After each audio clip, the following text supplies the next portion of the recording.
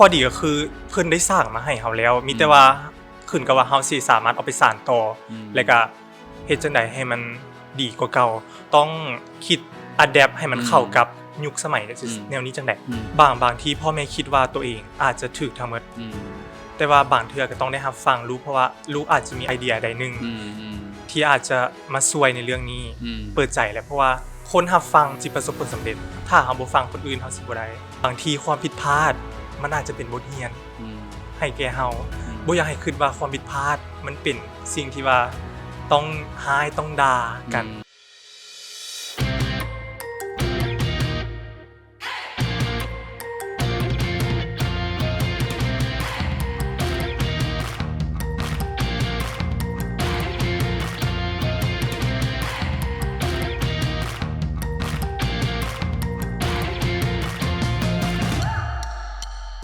สบายดีท่านผู้ชมยินดีต้อนรับเข้าสู่รายการ Entrepreneur Story เรื่องราวแห่งบันดาลใจดีๆจากผู้ประกอบการอีกครั้งหนึ่งเนาะ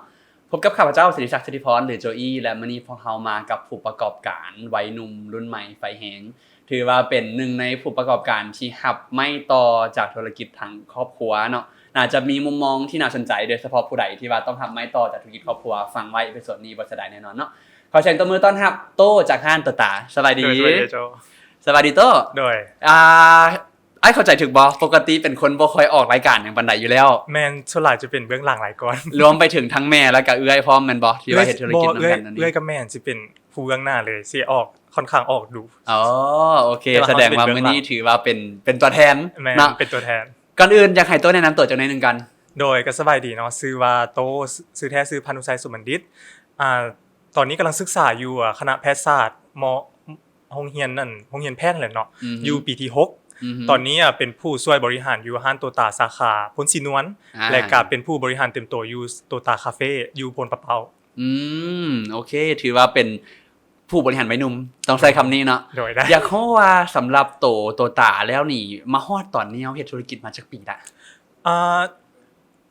เริ่มเฮ็ดแต่1999ก็25ปีละโอ้ถือว่าบ่ธรรมดาเด้เนาะก็บ่แปลกที่มันจะเป็นแบรนด์ที่ว่าติดหูทุกยุคทุกสมัยรวมไปถึงโดยเฉพาะรุ่นพวกอ้ายนี่นะใช่มั้ยเพราะหาเค้กต้องเป็นเค้กห้านตัวตาเลยแหละเนาะแล้วก็วันนี้อ้ายอยากถามต่ออีกหน่อยนึงว่าเว้าเรื่องของการประกอบธุรกิจนะสำหรับโตเองหั่นแม่นทางครอบครัวพื้นฐานแล้วทั้งพ่อทั้งแม่เฮ็ดหยังแน่โดยพื้นฐานนะบ่ได้เริ่มจากการมีธุรกิจเป็นของตัวเองเลยพื้นฐานแม่นแม่ก็เรียนจบแพทย์พ่อก็เรียนจบแพทย์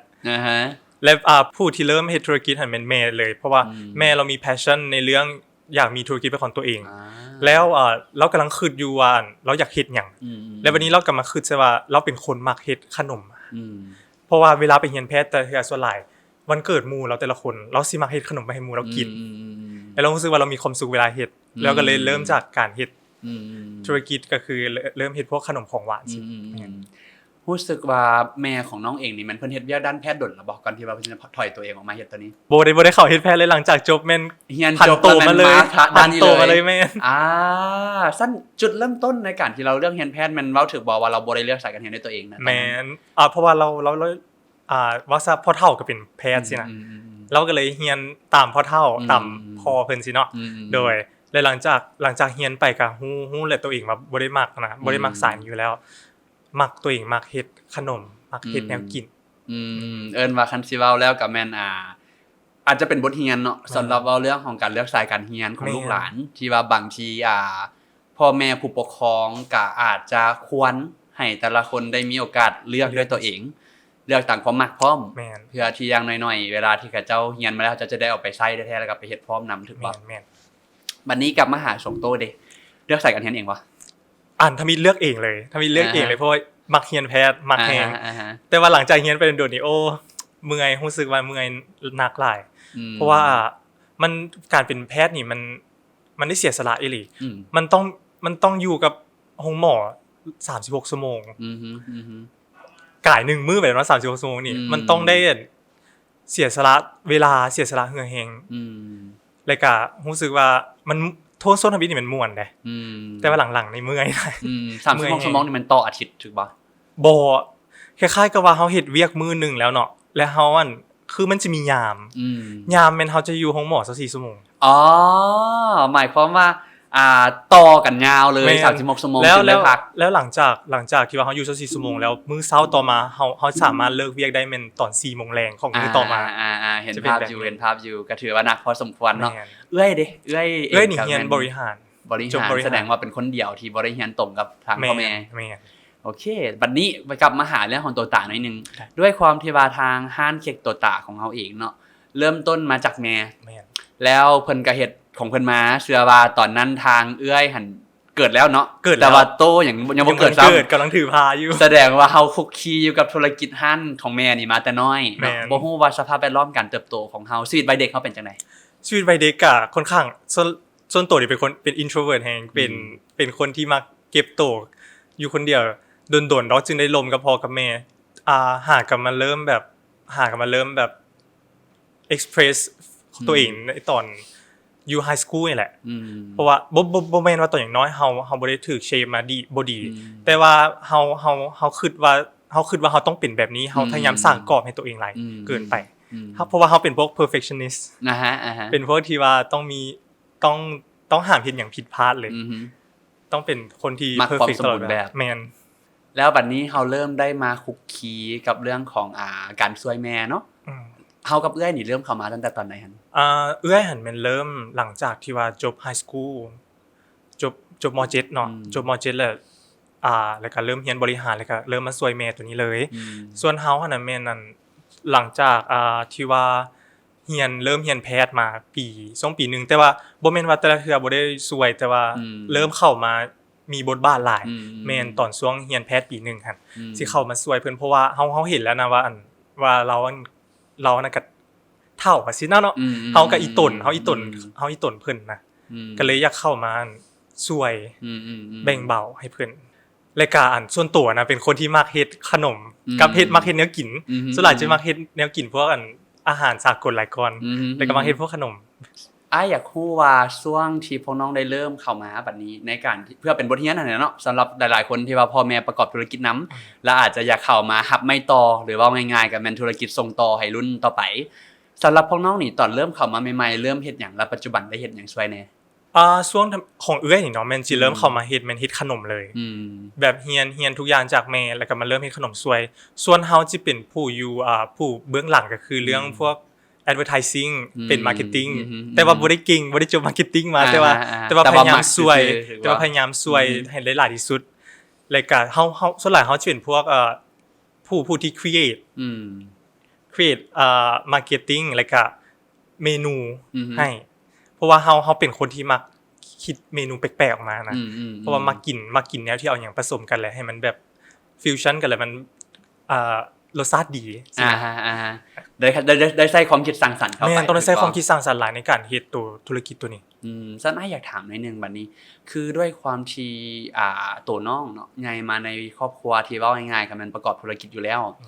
และอยากบ่อยากเฮาต้องได้มีส่วนร่วมแหละไปในธุรกิจครอบครัวบ่ทางใดก็ทางหนึงน้องเบิ่งมันเป็นแรงกดดันหรือมันเป็นข้อดีจังได๋สำหรับเฮาบ่ได้คิดว่ามันเป็นแนวกดดันเพราะว่าพ่อแม่บ่ได้กดดันเลยว่าจะต้องมาสานต่อธุรกิจของเราเองเราบ่เคยกดดันแต่ว่าข้อดีก็คือเพิ่นได้สร้างมาให้เฮาแล้วมีแต่ว่าขึ้นกับว่าเฮาสิสามารถเอาไปสานต่อแล้วก็เฮ็ดจังได๋ให้มันดีกว่าเก่าเพราะว่ามันเป็นสิ่งท้าทายได้เพราะว่าแม่นี่บ่ได้มีหัวเกี่ยวกับเรื่อง creativity หลายว่าสิซะเนาะฉะนั้นเฮาสิ่งท้าทายคือเฮาต้องคิด adapt ให้มันเข้ากับยุคสมัยแนวนี้จังได๋ฉะนั้นคิดว่ามันเป็นสิ่งที่ท้าทายหลายก่อนซะบ่เป็นสิ่งที่กดดันคิดว่ามันเป็นสิ่งที่เฮาต้องเผชิญอยู่แล้วนะทุกคนต้องเจอแล้วในมุมที่น้องกับเอื้อยเบิ่งเข้าไปเนาะหมายความว่าการที่เฮามาเฮ็ดเวียกช่วยแม่ว่าง่ายๆก็แม่น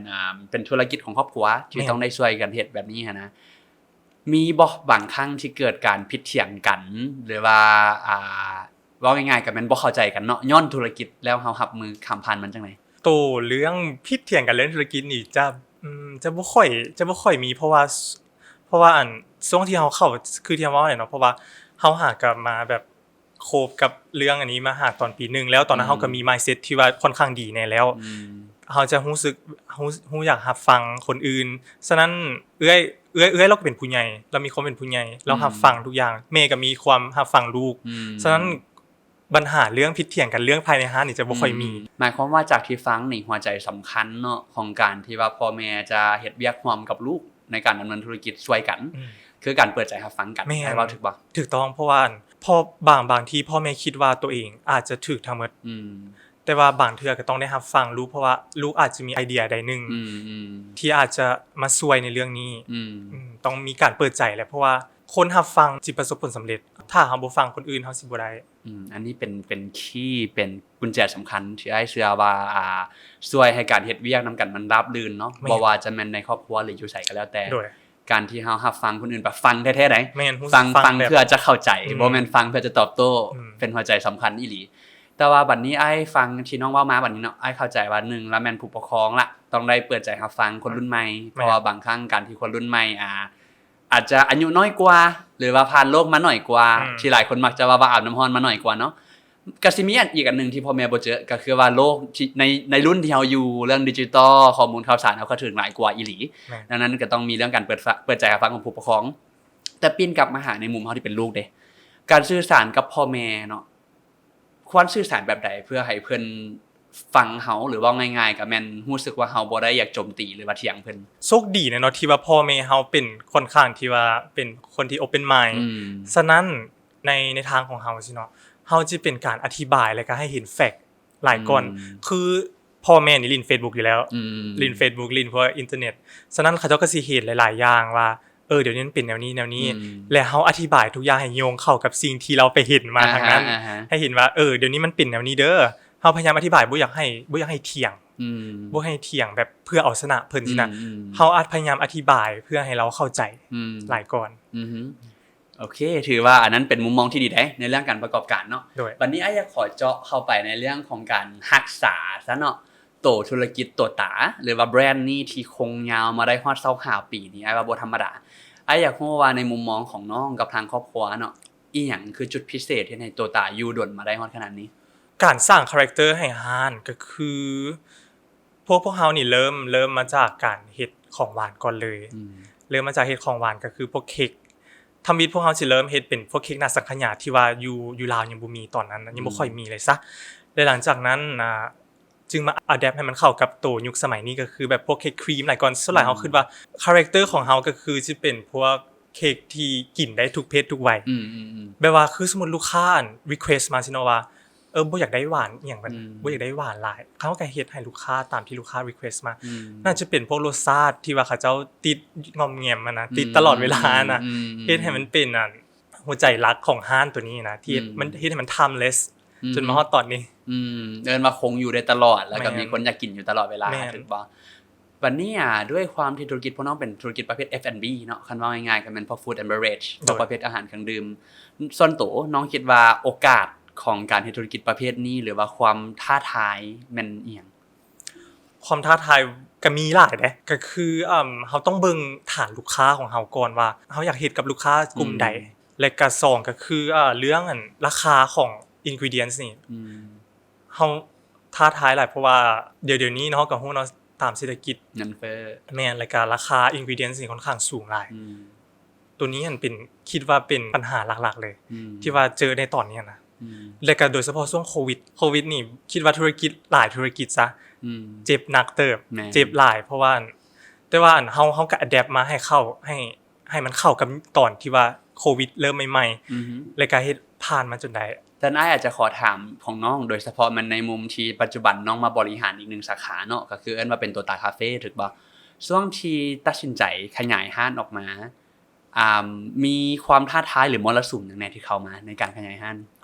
ตัวนี้ต้องบอกว่าค่อนข้างโชคดีเนาะเพราะว่าห้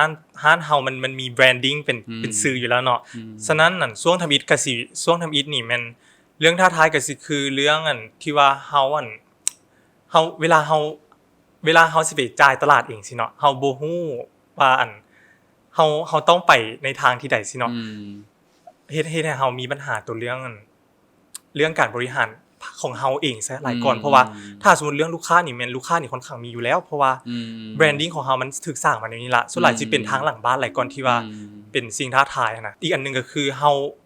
ตัวตาคาเฟ่นี่มันเฮ็ดกาแฟเนาะ แล้วเฮานี่บ่ได้มีความรู้เรื่องกาแฟเลยแล้วเฮาบ่ได้มากินกาแฟเลย เป็นสิ่งใหม่สำหรับ เป็น เฮา สิ่งใหม่ตัวนี้เลยเป็นแบบ new things เลยเพราะว่าเฮาบ่ได้กินกาแฟอยู่แล้วกินกาแฟแล้วสิเมา อือฮึ เฮาก็เลยต้องไปหาบาริสต้ามาเพิ่มก็ต้องก่อนที่ว่าเฮาสิเฮ็ดนะจังได๋เฮาก็ต้องได้เป็นผู้ซิมก่อน อืม บ่อยากก็อยากเฮาต้องได้เป็นผู้ซิมก่อนเพราะว่าเพื่อให้มันเป็น signature ของร้านตัวนี้นะว่ารสชาติของร้านตัวตาลเป็นจังซี่อยากบ่อยากก็ต้องได้ซิมฉะนั้นตัวนี้ก็จะเป็นสิ่งท้าทายอีกอันหนึงก็คือประสบการณ์ตัวใหม่อือฮึถือว่าเป็นตัวที่ท้าทายในการเปิดห้างเนาะปัจจุบันเปิดสาขาใหม่ได้โดนปานใดแล้วนี่ตั้งแต่เดือน7นับมันนี่น่าจะประมาณได้อยู่เนาะประมาณ 8-9 เดือน 8-9 เดือน 9 เดือนที่เปิดผ่านมาโอเคบัดนี้อ้ายอยากให้ทราบเรื่องของการเฮ็ดเวียกซะเพราะว่าด้วยความที่น้องเองก็เรียนอยู่แล้วน้องก็ต้องเฮ็ดธุรกิจควบคู่ไปนำมีวิธีการบริหารจัดการจังได๋ฮะเรื่องการบริหารเวลาสำคัญเพราะว่าเฮาเรียนแพทย์นี่เนาะแม่นเฮาสิลงห้องหมอตอนเช้าฮอด 4:00 นแล้วหลังจากนั้นเฮาสิกลับมาเฮ็ดเวียกบริหารฮอดตอนแลงบริหารร้านเนาะเป็นตอนแลงช่วง 4:00 นมาจนฮอด 8:00 นก็คือช่วงเวลาที่เฮาเฮ็ดเวียกหมอนี่เฮาสิบ่ติดต่อเรื่องเงินเรื่องเวียกตัวภายในร้านเลยง่ายๆก็คือบริหารเวลาให้เป็นแหละไปไม่งั้นเพราะว่าถ้าสมมุติว่าเฮาตัวนี้มันก็เป็นคีย์นึงในการช่วยเฮาพัฒนาได้ในการบริหารเวลาเพราะว่าเฮาเริ่มเป็นผู้ใหญ่แล้วนะเฮาจะต้องรู้จักบริหารเวลาให้เป็นอ้ายอยากชวนลมเรื่องนึงก็คือว่าด้วยความที่โตน้องใหญ่มาในครอบครัวที่ประกอบธุรกิจเนาะแล้วอ้ายเชื่อว่าบ่แม่นทุกครอบครัวได้ที่ว่าพ่อแม่จะให้ลูกเข้ามารับรู้เรื่องธุรกิจหรือว่าจะให้ลูกเข้ามาช่วยเนาะเพราะว่าสิ่งเหล่านี้บางบ้านก็อาจจะรู้สึกว่ามันสิเป็นการสร้างความกดดันให้ลูกบ่แต่ว่าในมุมกลับกันอ้ายกลับเบิ่งว่ามันคือโอกาสให้ลูกได้ค้นพบหยังบางอย่างว่าง่ายๆก็มันได้เห็นเรื่องธุรกิจหลายขึ้นได้มีมุมมองเรื่องการเป็นผู้ประกอบการซึ่งท้ายที่สุดเขาเจ้าสิเอาไปใช้ในอาชีพในอนาคตบ่ก็บ่เป็นหยังแต่อย่างน้อยมันสิเป็นทักษะติดโตที่อ้ายเชื่อว่ามันสิดีกับเขาเจ้าเนาะอะไรอยากรู้ว่าถ้าสมมุติให้มุมน้องเองได้สื่อสารกับคนที่เป็นพ่อแม่ที่ประกอบธุรกิจอยู่แล้วยังลังเลว่าสิเอาลูกเข้ามาฮู้เรื่องธุรกิจบ่สิให้ลูกเข้ามาช่วยบ่นะน้องคิดว่าอีหยังที่อยากสื่อสารถึงกับเจ้าอยากฝากแต่พ่อแม่อยากฝากถึงลูกนำก็คือเรื่องการเปิดใจยอมรับฟังกันก็คือเฮาต้องยอมรับเนาะว่าเฮาเป็นเด็กน้อยสิเนาะบางเรื่องเฮาอาจจะบ่ฮู้หลายเท่ากับพ่อแม่ฉะนั้นเฮาต้องยอมรับฟังก็คือตัวนี้นี่มันดีเลยเพราะว่าคือเราให้เข้ามาเบิ่งธุรกิจนึงเฮาได้สกิลหลายเลยก็คือเรื่องการสื่อสารเรื่องความอดทนและก็คิดว่าอันนี้ต้องได้ใช้อยู่แล้วบ่ว่าสิปฏิเสธจะได้ก็ต้องได้ใช้นะฉะนั้นอยากให้ทั้งสองฝ่ายรับฟังกันว่าคือถ้าเป็นพ่อแม่สิเนาะว่าการที่พยายามอธิบายให้ลูกว่าเป็นหยังคืออยากให้เข้ามาคุกคีกับธุรกิจนี้คือผู้เป็นลูกก็อยากให้รับฟังพ่อแม่เหตุผลเพราะว่าตัวนี้มันสิเป็นคล้ายๆกับว่าสกิลที่ติดตัวเฮาไปตลอดเลยเว้าง่ายๆก็แม่นให้เพิ่นเปิดโอกาสให้ได้ลองเนาะให้ได้เรียนรู้ให้ได้เห็นเพราะว่าท้ายที่สุดแล้วอ้ายว่ามันน่าจะเฮ็ดให้บ่ฮู้แหละคัน manage ดีความสัมพันธ์ในครอบครัวก็น่าจะบ่เป็นปัญหาแต่ว่าสำคัญมันเป็นพื้นที่ให้ลูกได้เรียนรู้จากชีวิตตัวจริงเพราะว่าเรียนในห้องเรียนบางครั้งมันก็บ่เพียงพอเนาะบัดนี้มาหาเรื่องต่อไปอยากชวนลมเกี่ยวกับเรื่องของห้านหน่อยนึงด้วยความที่ว่าทางตัวตาเองเนาะผ่านมาเฮาเห็นว่าตัวตาค่อนข้างมีจุดเด่นในเรื่องการขายพวกของหวานกับพวกบรรดาอาหารอยู่แล้วแต่ว่าโจทย์นึงที่ท้าทายในการเฮ็ดธุรกิจประเภทนี้อ้ายก็เชื่อว่าเรื่องของการบริหารสต็อกเรื่องของการบริหารการคิดสูตรใหม่ๆเนาะเลยการเฮ็ดให้แบบมันได้ขายอยู่เรื่อยๆให้คนบ่ลืมเฮานะในส่วนนี้น้องคิดว่าอันใดแม่นสิ่งที่ตัวตาเฮ็ดได้ดีและใส่ใจเป็นคุณค่าหลักที่ตัวตาเฮ็ดผ่านมาตลอด quality สำคัญเพราะว่าถ้าสมมุติว่า quality ดีนะหลังจากที่ว่าลูกค้าเขาเจ้าก็สิจื้อได้ว่าตัวนี้รู้สึกว่าเฮามักเว้ยเฮาติดเว้ยถ้าสมมุติว่าเฮาเอา quantity over quality เขาเจ้าเอาไปอยู่ว่าราคาถูกดีราคาถูกไปซื้อมาลองกินก่อนแล้วบัดไปป่ะอ้าวรสชาติคือบ่ได้ฉะนั้นหัวใจหลักสำคัญของเฮาก็คือการที่ว่าเฮายังคง quality ของ ingredient ทุกอย่างไว้ให้มันดีก็ดีคือเก่าเลยว่าง่ายๆก็เป็นรักษาคุณภาพให้มันคงอยู่เสมอด้วยเพราะว่าคนเคยกินแซ่บจังได๋ก็ต้องให้ได้แซ่บแบบนั้นตลอดรวมไปถึงว่าตรงปกเนาะบางคนที่อุตส่าห์ว่าแนะนำต่อเนาะจังได๋มากินแล้วมันบ่ตรงตามที่เคยกินผ่านมาส่วนหลายของพวกเฮาสิเป็นแบบการเว้าปากต่อปากหลายก่อนคือสมมุติว่าผู้นึงได้กินแล้วเนาะเขาเจ้าก็สิว่าอันนี้แซ่บได้ลองสั่งแม่เลย และหลังจากนั้นเขาก็สิเว้าต่อๆกันไปเลยนะมันสิเป็นแบบนี้หลายก่อนสมัยก่อนได้ที่ว่าบ่ได้เก่งเรื่องมาร์เก็ตติ้งอีหยังต่างเก่งหลายนะถ้าสิเป็นประมาณนี้หลายกว่าน่าสนใจหลายบัดนี้กลับมาหาในเรื่องของการประกอบการเนาะอ้ายอยากรู้ว่าคือสาขาใหม่ที่น้องเปิดแบบนี้นะอนาคตข้างหน้าน้องยังสิต้องได้เฮ็ดเวียกเนาะว่าง่ายๆก็แม่นบ่ฮู้แหละน้องวางแผนที่จะ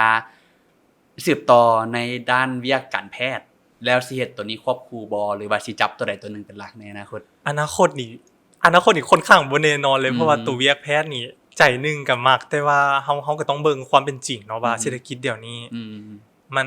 ค่อนข้างบ่ได้เอื้อเฟื้อต่ออาชีพแพทย์เพราะว่าเฮาเฮ็ดเวียกเมื่อยแต่ว่าผลได้รับเฮาพัดบ่เพียงพอสิเนาะก็เลยอยากเอียนเองมาทางเฮ็ดธุรกิจตัวบริหารตัวห้านนี่หลายก่อนเพราะว่า1เฮาก็เป็นคนที่มักฮักในเรื่องการเฮ็ดขนมอาหารอยู่ละมักเป็นคนมักที่เฮ็ดคิดสูตรคิดแนวกินใหม่ๆออกมาสิเนาะฉะนั้นก็คิดว่าแพทย์เฮาก็มักอยู่แต่ว่าเฮาก็ต้องเบิ่งตัวความเป็นจริงก็คือที่เฮาว่าบางทีและอันนี้เฮาก็มักและมันก็สามารถต่อยอดไปได้หลายอันอีกน่าสนใจบัดนี้ระหว่างการเฮ็ดเวียกของน้องกับเอื้อยเด้ด้วยความที่ว่าเฮาเอิ้นว่าเป็นทายาทรุ่นสืบทอดซะเนาะที่ว่าต้องเฮ็ดครอบครัวนำกันสิเคยมีแบบผิดเถียงกันหรือว่าตกลงกันบ่ได้บ่ค่อยเลยบ่ค่อยส่วนหลายจะบ่ค่อยถ้าเรื่องเวียกนี่เพราะว่าเอื้อยกับเฮาก็จะเป็นผู้ฮู้เวียกเอื้อยก็จะเป็นผู้ฮู้เวียกอยู่แล้วและเฮาก็สิเฮ็ดคนละสายกันอีกคือตัวตานี่สิเป็นบริหารคนภายในห้านสินะแล้วสิเป็นผู้อยู่เบื้องหลังของห้านตัวนั้นได้ของห้านตัวตาเก่าผู้อยู่เบื้องหลังก็คือพวก advertising ก็คือเราก็สิฟังเฮาค่อนข้างฟังเฮาหลายเพราะว่าเราก็เห็นว่าเฮามีความคิดเป็นผู้ใหญ่แล้วนะก็เลยบ่ค่อยมีเรื่องผิดเถียงกันจุดพิเศษที่ให้พวกน้องเฮ็ดเวียกนำกันได้อย่างราบรื่นก็คือการแบ่งหน้าที่ให้ชัดเจนรวมไปถึงเว้าเรื่องการรับฟังกันถูกบ่อันนั้นอ้ายว่าเป็นหัวใจสำคัญเพราะว่าหลายๆครั้งธุรกิจครอบครัวเนาะอ้ายบ่ฮู้ว่าคุณน้องสิคุ้นเคยกับตัวนี้บ่แต่ว่าหลายคนบอกว่าการที่เฮ็ดยากกว่าการที่เฮาต้องเริ่มธุรกิจใหม่คือการต้องสืบต่อธุรกิจของครอบครัวแม่นพอมันมี responsibility มันคือมีอีหยังมาอยู่แล้วที่สำคัญคือบางครั้งเนาะคนพยายามอยากแยกซะระหว่างเรื่องของเวียกกับเรื่องของความสัมพันธ์หมายความว่าบ่อยากให้ผัวเมียเฮ็ดเวียกนำกันบ่อยากให้ครอบครัวเฮ็ดเวียกนำกันในมุมมองของน้องเห็นต่างหรือเห็นดีจังได๋ในมุมมองที่ว่าเจอกับตัวเองนั้นรู้สึกว่าเห็นต่างเพราะว่าถ้าสมมุติว่าเฮาที่เป็นครอบครัวเดียวกันเฮ็ดเวียกนำกันเฮาสิฮู้จักเฮา1ก็คือเฮาสิฮักแพงกันขึ้นซะเนาะเพราะว่าเฮาสิได้ฮู้จักฮักฟังกันหลายขึ้นเพราะว่าแต่ว่าต้องบอกไว้ก่อนว่าเฮานี่โชคดีเพราะว่าครอบครัวเฮาเป็นค่อนข้างที่ครอบครัวรับฟังก็เลยเป็นจุดดีอันนึงที่ว่าสามารถเฮ็ดเวียกนำกันได้เฮ็ดเวียกร่วมกันได้สินะเพราะว่าฮู้จักรับฟังซึ่งกันและกันที่จริงตัวนี้บ่มีในแผนที่อ้ายเกี่ยวมาแต่อ้ายรู้สึกว่ามันเป็นหัวข้อที่น่าสนใจและหลายคนน่าจะได้หยังกลับไปจากน้องการที่ครอบครัวนึงสิเข้มแข็งพอที่ว่าจะรับฟังกันได้มีวัฒนธรรมของการเปิดใจรวมไปถึงการที่พ่อแม่จะสร้างให้ลูกเนาะสามารถโอนลงกับพ่อแม่ได้แบบนี้นะบ่แม่นทุกครอบครัวจะเฮ็ดแม่นบ่แม่นอีหลีอ้ายจึงอยากให้น้องลองแชร์ให้ฟังได้บ่ว่าสำหรับน้องเองเนาะอีหยังคือความประทับใจที่น้องมีต่อกับพ่อแม่หรือขอบใจหยังกับสิ่งที่เขาเฮ็ดให้น้องรู้สึกขอบใจอะไรที่ว่ารับฟังเพราะว่าเดี๋ยวนี้พ่อแม่เห็นเฮาเป็นค่อนข้างเป็นผู้ใหญ่แล้วสิปล่อยให้เฮาเฮ็ดทุกอย่างหลายขึ้นเพราะว่าเราเห็นนะว่าpotential ของเฮาในการเฮ็ดตัวนี้ได้ก็คืออยากขอบใจที่ว่ายอมรับฟังลูกผู้นี้แหละเพราะว่าบ่แม่นพ่อแม่ทุกคนนี่นะสิยอมรับฟังลูกและก็เป็นที่พึ่งให้ลูกได้คือเวลาเฮามีปัญหาหยังซี่นะเฮาสามารถไปลงกับพ่อแม่ได้เลยเราสิบ่ร้ายบ่ว่าแต่ว่าเราสิไกด์เฮาไปว่าเฮาควรจะแก้ไขปัญหาเดี๋ยวนี้ก็เลยอยากฝากให้พ่อแม่หลายๆคนนั่นแหละเนาะว่าบางทีความผิดพลาดมันอาจจะเป็นบทเรียนให้แก่เฮาบ่อยากให้คิดว่าความผิดพลาดมันเป็นสิ่งที่ว่าต้องร้ายต้องด่ากันว้าวเป็นแง่มุมที่ดีหลายได้อ้ายว่าตัวนี้ปรับใช้ได้บ่เพียงแต่ในเรื่องของการเฮ็ดธุรกิจในครอบครัวแต่ยังรวมไปถึงความสัมพันธ์ในครอบครัวพร้อมแล้วอ้ายรู้สึกว่ามันเป็นอีหยังที่คันบ่ได้ฟังจากน้องก็บ่ฮู้ว่าสิมีวัยหนุ่มจักคนเนาะที่ว่ามีโอกาสได้มีครอบครัวแบบนี้และก็ได้สนับสนุนเพราะว่าเฮาก็บ่คือกันว่า ว่าช่วงในวิทย์เพราะว่าเฮาเป็นคือที่เฮาเว้าเลยเฮาเป็น introvert เฮาบ่ค่อยอยากร่วมกับพ่อแม่ช่วงที่อยากมาร่วมกับพ่อแม่นี่แม่นช่วงม.ต้นรู้สึกว่าบ่ไหวแล้วอัดอั้นมาหลายและพ่อแม่ก็บ่ฮู้ว่าเฮาอัดอั้นมาดนสิเนาะเพิ่นก็บ่ฮู้ถ้าเฮาบ่เว้าไปฉะนั้นเฮาก็ลองเบิ่งเฮาก็ลองลมกันเอาซั่นอ้ายอยากชวนคิดในมุมปีนแบบนี้นะถ้าสมมุติว่าเด้อน้องอาจจะใหญ่ในครอบครัวที่พ่อแม่เพิ่นอาจจะมีความคาดหวังกับน้องในการจังได๋ก็ต้องมาสานต่อธุรกิจนี่บ่ให้น้องได้ไปเลือกเรียนสายแพทย์หรือบ่ให้น้องได้เลือกในสิ่งที่น้องอยากเฮ็ดเพราะว่ามันเป็นความจำเป็นครอบครัวหรือว่าง่ายๆก็แม่นเพิ่นคิดว่าตัวนี้ดีที่สุดสำหรับน้องคิดว่าน้องที่เป็นอยู่ตอนนี้สิแตกต่างจากคนปัจจุบันจังได๋ในที่ถ้าสมมุติพ่อแม่คาดหวังให้เฮาอยากเฮ็ดตัวนี้เลยแม่นบ่คิดว่าจะแตกต่างเด้เพราะว่ามันจะต้องสู้หลายขึ้นสู้หลายกว่านี้อีกเพราะว่าการที่ว่าเราคิดว่าตัวนี้เป็นสิ่งที่ดีที่สุดสำหรับเฮาแปลว่าเรายังเห็นว่าเฮายังบ่ดีพอแปลว่าเฮายังพยายามบ่พอฉะนั้นสิ่งที่แตกต่างคือเฮาต้องสู้หลายกว่าเก่าแล้วก็ต้องมีความมานะแล้วก็มีความอดทนแล้วก็บ่ต้องเสียใจที่ว่าสิเฮ็ดผิดพลาดเพราะว่า at the end นะเฮาก็ต้องเฮ็ดให้พ่อแม่เห็นว่าเฮามี potential ในการเฮ็ดตัวนี้เฮาอยากเฮ็ดในสิ่งนี้เว้าง่ายๆก็มันต้องเฮ็ดบ่ให้สิ่งนั้นมาเป็นอุปสรรคเพราะว่าท้ายที่สุดแล้วความบ่เข้าใจในครอบครัวเกิดขึ้นได้แต่ว่าท้ายที่สุดแล้วคันบ่มีผู้ใดหันหน้ามาล้มกันหรือว่าง่ายๆก็แม่นแก้ไขปัญหานั้นมันก็สิยังคงค้าง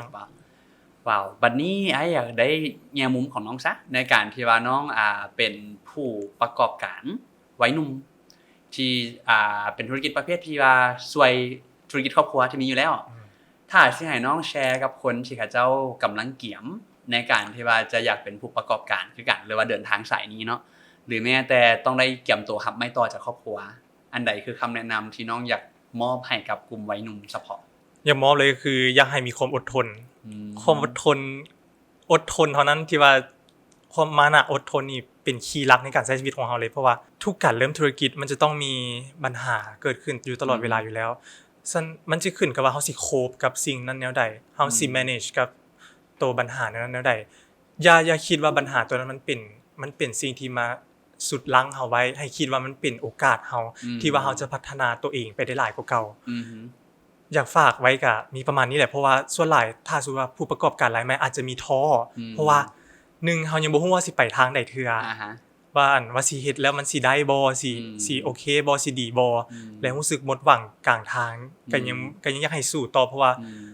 ก็คือแม่เฮานี่แหละแม่เฮาก็สู้มาจนถึงได้ปานได้ส่ำนี้ก็ได้แม่เป็นตัวอย่างว้าวโดย nice น่าสนใจหลายขอเป็นในด้านแนวคิดปานนี้นะแนวคิดกับคติประจำตัวในการใช้ชีวิตปกติน้องมีอีหยังที่บอกกับตัวเองซ้ำๆหรือให้กำลังใจตัวเองจังให้กำลังใจตัวเองซ้ำๆก็คือยอมให้ตัวเองเฮ็ดผิดพลาดแล้วก็ฮู้จักที่จะแก้ไขเพราะว่าคือเคยบอกว่าเฮาเป็นพวก perfectionist ทุกอย่างห้ามผิดพลาดเด็ดขาดเวลาสิเฮ็ดหยังเวลาสิลงมือเฮ็ดหยังเฮาสิเป็นคนที่แบบว่าทุกอย่างต้องมีแผนเรียบร้อยแต่ว่าเฮามาลองคิดกับบางเทื่อทุกอย่างบ่ได้เป็นไปตามที่ว่าเฮาคิดไว้ฉะนั้นเฮาควรยอมให้ตัวเองเฮ็ดผิดแล้วก็เรียนรู้ที่จะแก้ไขกับสิ่งนั้นมันสิให้เฮาเป็นผู้ใหญ่หลายขึ้นฮู้จักเพราะว่าโลกมันบ่ได้จะเป็นไปตามที่เฮาหวังทุกอย่างว้าวน่าสนใจหลายสำหรับตอนนี้ก็คิดว่าน่าจะล้มกันมาอิ่มเอมพอสมควรวันนี้อยากให้ฝากเกี่ยวกับร้านของเฮาจักหน่อยนึงเนาะเดี๋ยวมอบตัวเลยโดยก็ขอฝากเนาะร้านตัวตาร้านอาหารตัวตาซะเนาะอยู่สาขาพ้นศรีนวลซึ่งเป็นสาขาทำอิฐแล้วก็มีร้านเปิดใหม่นี่เป็นตัวตาคาเฟ่อยู่พลประเปาอยู่ข้างๆกับโรงเรียนลาวท็อปซึ่งว่าเฮาจะมีแพลตฟอร์มในการติดตามก็คือ Facebook แล้วก็มี IG ให้ติดตามเพราะว่าพวกเฮาสิโพสต์เกี่ยวกับพวกโปรโมชั่นแล้วก็พวกเมนูใหม่ๆอยู่ในแพลตฟอร์มตัวนั้นโดยเนาะขอบใจหลายๆที่มาร่วมแบ่งปันแล้วก็ขอบใจท่านผู้ชมเช่นเดียวกันเนาะที่ว่าอยู่กับพวกเฮามาตั้งแต่ต้นจนจบสำหรับตอนนี้ทั้งข้าพเจ้าโจอี้ศิริศักดิ์สิริพรและพร้อมด้วยโตโต้เนาะจากทางตัวตาขอลาไปก่อนสบายดี